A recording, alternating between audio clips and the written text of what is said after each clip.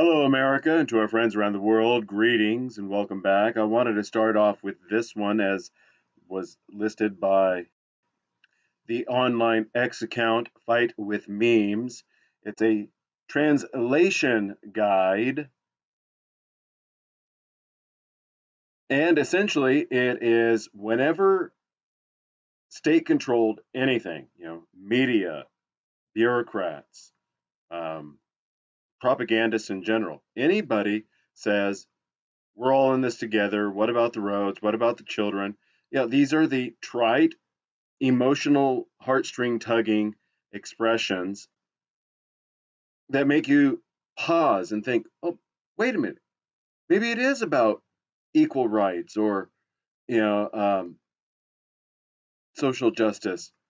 No, it all comes down to give us your money. And it is far beyond anybody playing, oh, maybe. No, the Department of Government Efficiency has completely unveiled. Nothing is about what it is said or stated to be about. It is all about giving us or giving us giving our money to them to be given to all of these leftist ideology, projects. Sesame Street in Iraq, gender studies in Pakistan, funding some blowhard British man's wife's pet project and nonsense. While our water is tainted, our communities are flooded or burnt to the ground or poisoned by derailed train cars or more. I mean, we've all heard of various things of people being just swept aside and tough banoogies, yeah. Pull yourself up by your bootstraps. So the question is how come it is that way? Well, as written about what 8 months ago. This is May, so August is 3 months out, and that was the middle of August, so 3.5 months. So yeah, roughly 7, 8 months ago. MIT believe they have uncovered the answer. It's because laws, that is the legislature, whether it is that cuckold, spineless, ballless F-git Mike Johnson or John Thune, that are not doing anything to advance President Trump's executive orders, or it's the individual state legislatures, most of which are bicameral, meaning two houses. You have an assembly and a senate, or a House of Representatives and a senate. I believe, what is it, Nebraska or North Dakota? One of those, maybe both of those, is a single legislative body. But regardless, the legislature writes the laws, and they do it in such a way to make it confusing intentional. But it's not just confusing, it's done in such a manner as using special rhymes and archaic terms, and which is okay. You focus on the Latin. What is parens patriae? The state's the parent. You're not the parent. The state is, which is why they give bureaucrats the ability to come in and mess with your kids. It's nonsense. That's why you've got Robert Barnes in Seattle wrestling with that case with that activist judge. That's why you've got Jeff Younger and Brent Bowlby in Texas and Minnesota, respectively, fighting their cases. It's because you've got stupid legislatures making stupid laws that allow activist judges to do stupid rulings. And to compound it, Texas is just filled with stupidity, making retroactive child support. And I've already gotten into that previously, and Pissed Off Parent has done an even better job of covering that one. But that is what it comes down to, is by using a Latin phrase, parens patriae, you don't know really what it means. You see parens and you think, oh, maybe parentheses, or I don't know, Yeah, unless you have an idea of patriae being the root word, Latin root word of patriarch, paternal, then you might start to figure it out. But our education has slipped so far in the last 60 years. Now, this one is one which I personally have been attending either virtually or in person, the local government meetings. And I was there when the city council was just coming out of the COVID nonsense. Nowhere did I hear any of the counselors speaking up about, oh, the tragedy of the displaced federal workers who refused vaccinations, whether it's military or actual GS employees. No, what I did hear is my local council person speaking about, I'm not going to be at the council meeting because I'm going to go listen to, the senator go placate federal employees, and we need to be strong for them, and blah blah blah blah. And I didn't get to ask my question because, well, my number wasn't called because it was closed only to the federal. Essentially admitting that they were a federal employee. They never said anything about those who refused the vaccination and being terminated, but they're definitely doing the boo-hoo, cry, cry, over federal employees being axed. And we found out what federal employees are. The federal employment is nothing more than a fat woman's daycare. Nothing more, nothing less, which is the whole reason it needs to be shut down. And in case there's any confusion, yes, I am identifying that council member as a fat woman who is a federal employee and does not need their job. They can learn how to, I don't want them to learn how to code. I don't want federal employees knowing how to code computers and being able to hack into systems to further gum up this already messed up situation that's out in the world. All right. So this one comes from Terrence Pop. He has a YouTube channel about helping men who are essentially ex-military and being run through the ringer, whether it's family court, divorce court, or even just legal issues in general. And he says, yes, of course it's nepotism. And he goes through this entire list. Governor of Michigan used to work for George Soros. California governor is Nancy Pelosi's nephew by marriage. Left that part out, but yes, it's. I believe that marriage connection has been divorced, but yeah, they were related by marriage for a period of time. John Kerry's daughter married to mullah's son. All right, mullahs are the people, the theocracy in Iran. So John Kerry's daughter is married to one of them.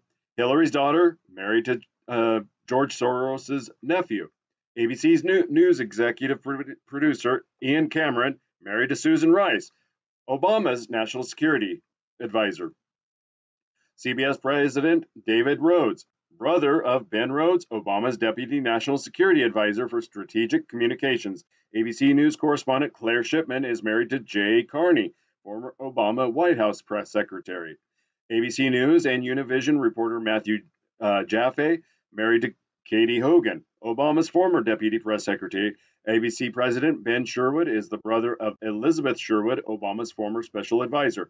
CNN President Virginia Mosley is married to Tom Nides, former Hillary Clinton deputy secretary.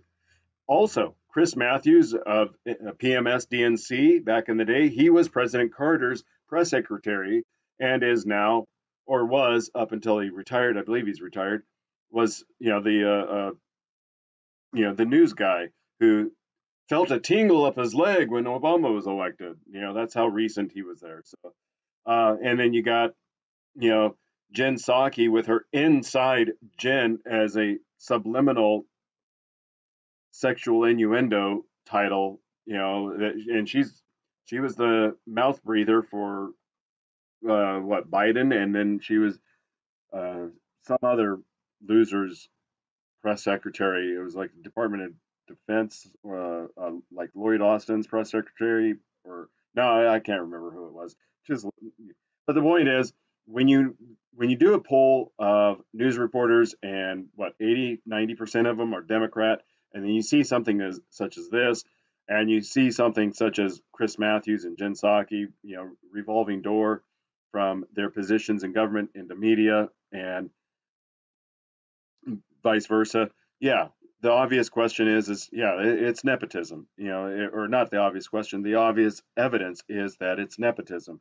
That's the reason why President Trump has, quote unquote, dropped so many popularity points. No, he hasn't. Go to Real Clear Politics. He's at 45%. At least he was as of Friday, the beginning of May. Now, this is the reason I was doing a build-up in this direction. Now we get from nepotism into FightWithMemes asking how come college is so expensive. People demand government doles out student loans to increase access. Tuition skyrockets. People attend school for useless degrees that have no productive value and add no human capital. Can't get well-paid job to repay student loans for inflated tuition. People then work at low-paying service jobs and realize the income isn't enough to repay the loans. Demand government increase minimum wage to $15 an hour to subsidize their poor decisions. Service jobs replaced by robots and hours reduced. People now unemployed and bankrupt. Rinse and repeat. Feel the burn. Burn, I'm presuming they spelled it wrong to reference Switzerland, where Davos is in Switzerland and the World Economic Forum. I don't know. Maybe that's the connection. But this isn't just with student loans. Look at everything. Housing, automobiles, groceries. How many people do you know? The common lament is a family in the military is on food stamps. There's no reason that a family in the military should be on food stamps. They get basic allowance for subsistence, BAS, but that BAS is not enough to pay for the groceries, nor is their income enough to pay for the groceries. That is the problem. When you introduce third-party entities into paying for necessities, shelter, food, heat, security, those things, when they become either illegal or unaffordable, and you have to have an outside entity, there's something wrong with the system. And we're going to get deeper into this. This is going to go a little bit longer, but this is worth looking at the connections. And LaurenWitzkeDE has the next big one. And I've hammered on a similar point in the past, and I'll tie it in here in a moment. Did you know Blue Cross Blue Shield pays pediatricians a $40,000 bonus for fully vaccinating 100 patients under the age of 2? But pediatricians lose whole bonus unless at least 63% of patients are fully vaccinated, and that includes the flu vaccine. So, if you're not aware, the majority of the upper class, white collar bureaucrat and higher level college educated, as in masters and doctorates, they all benefit from bonus incentive payment plans. It's not just the medical field. The medical field gets it from, as was stated here, Blue Cross Blue Shield for bonuses. And the pharmaceuticals do the same thing. Then in our legal system, the judges and the courts get financial bonuses for the number of incarcerations that they make. The prisons have to maintain a certain occupancy in order to get federal reimbursement. Also, family court, divorce court, the larger the financial obligation order, the bigger the bonus payout that court receives. The reason why a lot of our society is corrupt is because it's become corrupted by the enormous amount of greed and bonus incentive payment plans. So, why does this all matter? Well, DataRepublican has a whole lot of slides on X, and this is just one of them.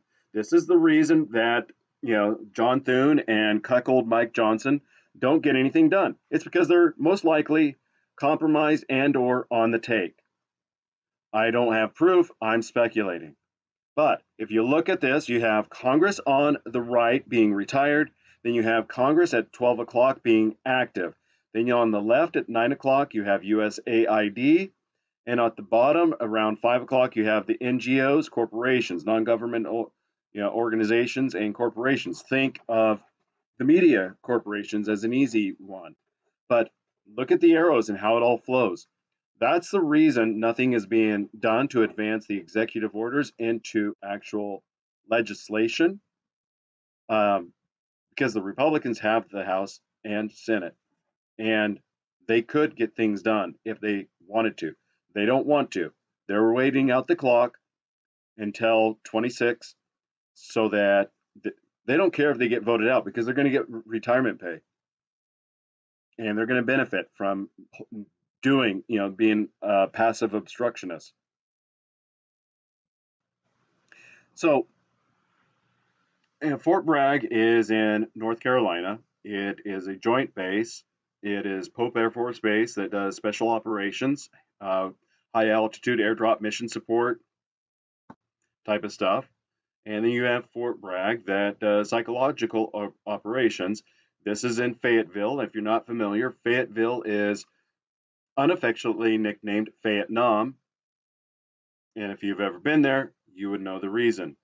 They have a lot of weird, I mean, if you think downtown Portland is weird, Fayetteville is just, it is maybe the size of Astoria, but it is 10 times, it's just as, think of Portland being weird, but crammed into the size of Astoria, Oregon. That's Fayetteville, Vietnam, whatever you want to call it. But that's what this is about. I've been a journalist for 25 years. I was taught to lie, betray, and never tell the truth to the public. I was paid by the CIA, secret societies, and American billionaires. Journalists are used to manipulate people. There was something that was called Project Mockingbird. Supposedly, it's no longer in operation, but that doesn't mean it's not been morphed into a different beast, and that is government infiltration of corporate media, news media. In fact, there was something recently in, I believe, April of 2025 about 4chan being compromised by federal agents. In 2012, the Smith-Mundt Act, Smith-Mundt Modernization Act, was signed by Obama, allowed the American public to be manipulated and propagandized, whereas previously, even though it happened, it was illegal to be done. Now it's just blatant and in your face, which is the reason that so many of us say, turn off the fucking television, because they're lying to you. I don't care that you like fill in the blank. The best place to go is, as I've advised in the body language training, is learn forensic statement analysis and read the documents. And it's like, oh, I don't want to read. That's you. You're part of the problem. If you don't like to read, you're the problem. You're the reason everything's effed up. So next time you go to open your mouth about Gen Z being lazy, or it's the druggies, or it's the liberals, or it's the conservatives, or whatever. No, it's you, because you won't bother to read and learn how to dissect forensically what you're reading. Now, I get it. Honestly, I do get it. You're up at 5:30, 6 o'clock. You're doing everything you can to get ready to go to a job that you hate. You have probably anywhere from a 30-minute to an hour, 30 to 75-minute commute. Then you pay for parking. Then you get to a job that you barely tolerate the work that you do, the people whom you work with, and you're there for anywhere from 9 to 12 hours a day. And by the time you get home, you don't have time to actually cook real food. And then you wonder why you're always broke, because you're having to buy something on the go. This isn't meant to chastise you directly. I do understand. Time is limited, and you don't have time to sit and dissect. Unfortunately, you're going to have to make the time. You have to make that time. There is so many things out there. As an example, the state of Washington, if I'm not mistaken, is looking at making it so that non-Americans can become law enforcement officers. In the state of Oregon, there is a bicycle road, a $9 bicycle road usage tax for every bicycle purchase being made. There's a 4% tire tax that's being proposed. There is a continued effort to push to get private water wells metered. And those are just a fraction of the things in the Pacific Northwest. Other regions the in America are facing just as crazy, if not more insane, abuses of individual liberties. And it's up to each one of us to know what's going on and to write short blurbs. Sometimes it's just a copy and paste if you can find it, telling your representatives, look, we get it. You're a uniparty, but we're sick and tired of you doing this nonsense. Um, I make my dark humor jokes about violence, but there's got to be a way of doing this without violence. But I don't know what that is because I do suspect that the food poisoning, the water poisoning, the pushing us out of our homes either through flooding, fires, toxic derailments, you know, I have a I'm not saying that the government controls things enough to do it, but I do suspect that the lack of motivation to get things back up to where they should be functional and healthy, it's intentional. So this is the reason I encourage you to learn forensic statement analysis. And if I'm not doing it fast enough for you, then I would encourage you to learn it directly on your own. And then whatever I put out there, you can use as a supplement. But we got to get through this, folks.